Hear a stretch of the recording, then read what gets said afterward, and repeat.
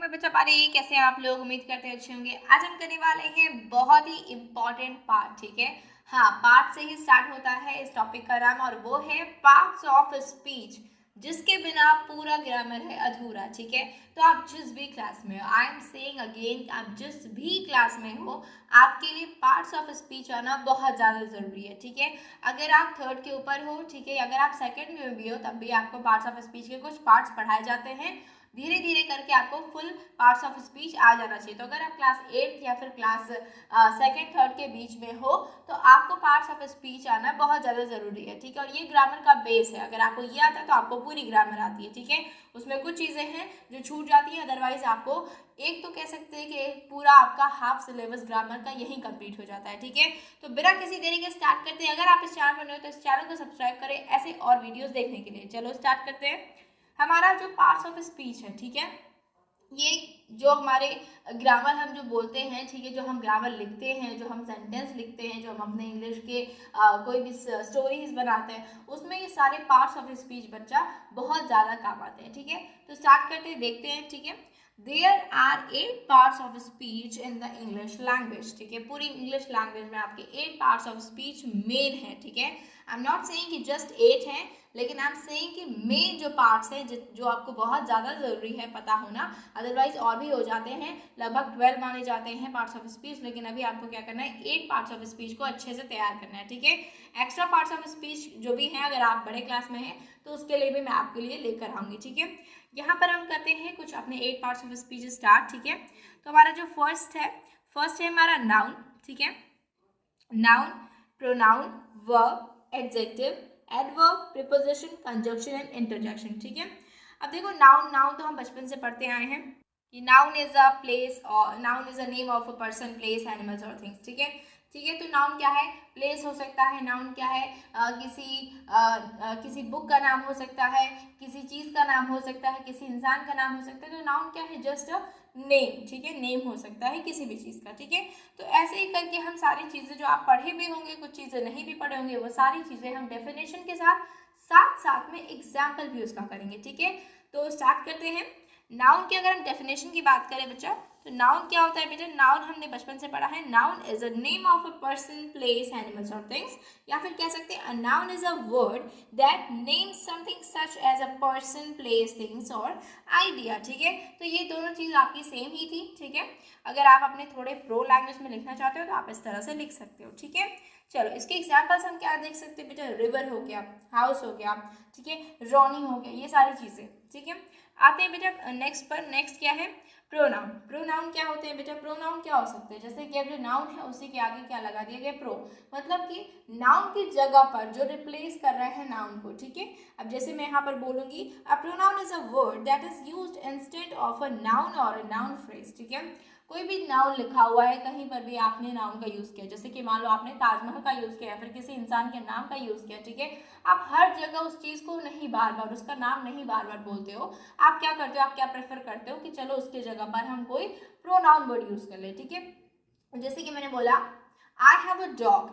ठीक है, I have a dog मैंने बोल दिया, अब उसके आगे आपको जरूरी नहीं है कि बार बार आपने लगाना है कि my dog is so cute. आपको जरूरी नहीं आप ऐसे बोलो, आप ऐसे बोल सकते हो इट इज सो क्यूट। ठीक है, आपने एक बार बता दें कि हाँ मैं डॉग के बारे में बात कर रहा हूँ, मेरा एक डॉग है, उसके बाद आप आगे क्या कर सकते हो, इट का यूज कर सकते हो। वो भी बार बार क्या करेगा, वही प्रेफर करेगा कि आप अपने डॉग के बारे में ही बात कर रहे हो। ठीक है, तो इस तरीके के वर्ड्स को हम बोलते हैं प्रोनाउन। ठीक है, इसके एग्जाम्पल्स बेटा हो सकते हैं, ही हो सकता है, शी हो सकता है, इट हो सकता है, दे हो सकते हैं। ठीक है, ऐसे ही आपके वर्ड्स हो जाते हैं। ठीक है, now our next part of speech is verb. ठीक है, so what is verb?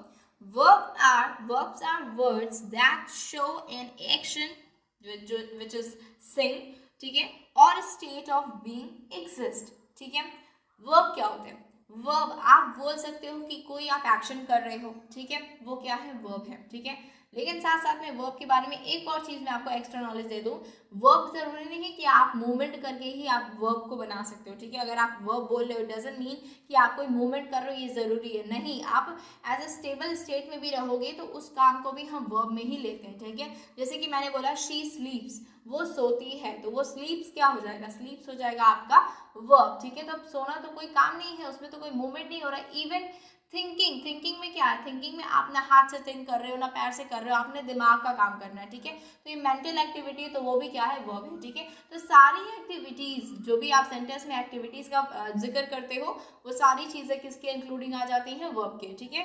अब अगर हम इसके एग्जाम्पल देखें तो थिंक हो जाएगा, ड्राइव हो जाएगा, ड्रिंक हो जाएगा, ठीक है।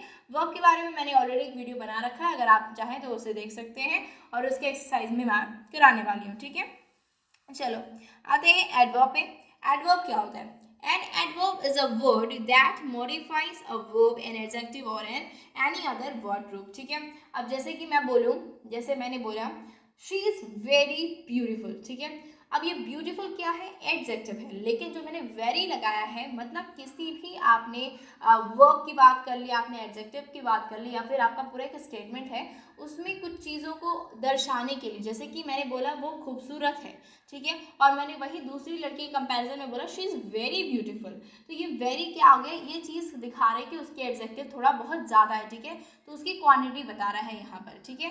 तो ऐसी चीज़ें जो आपको वर्ब को मॉडिफाई करती है, एडजेक्टिव को मॉडिफाई करती है, एक अलग तरीके से मॉडिफाई मतलब और ज़्यादा अच्छे तरीके से बनाती है, उसी को हम कहते हैं एडवर्ब, ठीक है। बच्चों को बहुत कन्फ्यूजन होता है, लेकिन अगर आप एग्जाम्पल से पढ़ेंगे तो आपको आसानी हो जाएगा, साथ साथ में हम इसके क्या करने वाले हैं, एक्सरसाइज भी करने वाले हैं, ठीक है।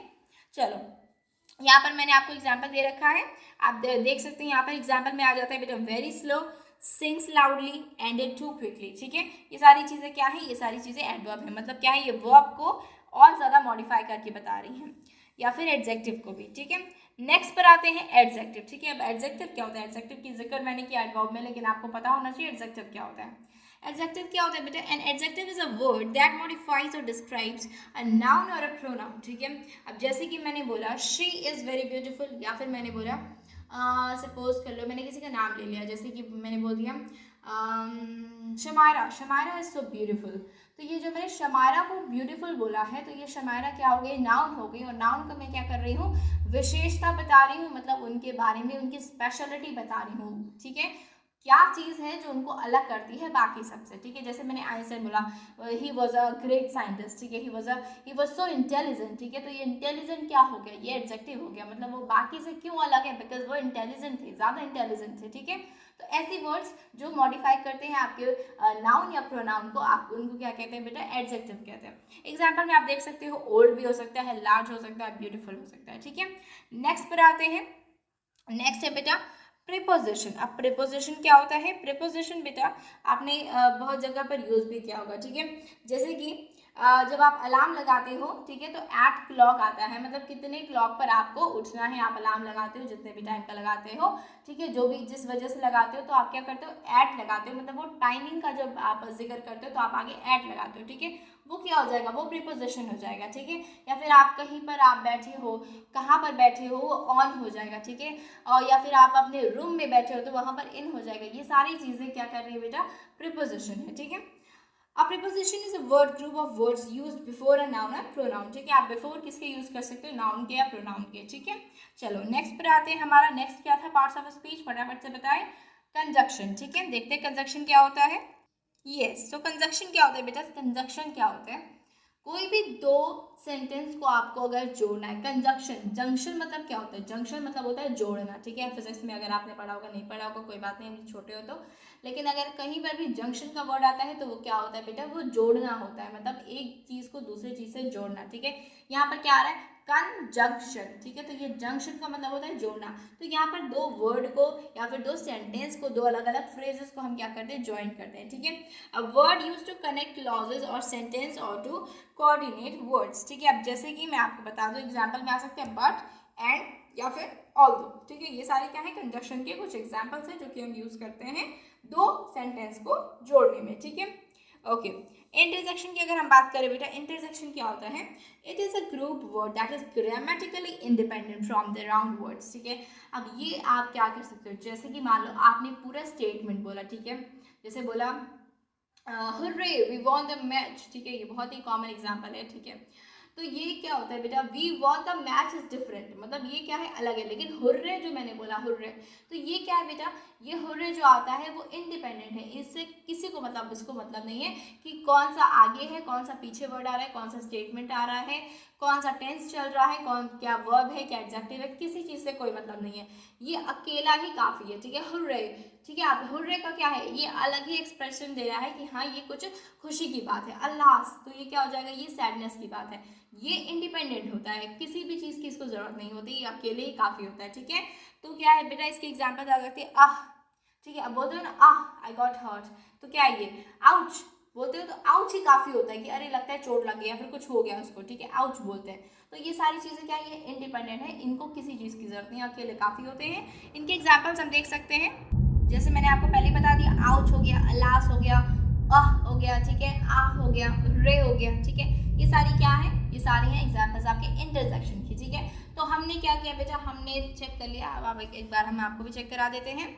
देखिए हमने नाउन पढ़ लिया, प्रोनाउन कर लिया, वर्ब कर लिया, एडजेक्टिव कर लिया, एडवर्ब भी हो गया, प्रीपोजिशन हो गया, कंजंक्शन हो गया और इंटरजेक्शन हो गया। मतलब हमारी parts of speech under 10 minutes, मतलब हो सकता है 10 मिनट्स हो गए होंगे, ठीक है। तो इसके अंदर ही आपके मतलब समझ लो 10-11 मिनट में आपके पूरे जो पार्ट्स ऑफ स्पीच है वो कंप्लीट हो गया है। अब इसके बाद आने वाले हम नेक्स्ट वीडियो में करने वाले इसके बहुत ही अच्छे अच्छे एक्सरसाइज। तो अगर आपको ऐसे वीडियोस और चाहिए तो चैनल को सब्सक्राइब कर देना, वीडियो पसंद है तो लाइक भी कर देना। थैंक यू, मिलते हैं नेक्स्ट वीडियो में, तब तक के लिए अपना ख्याल रखें, बाय बाय।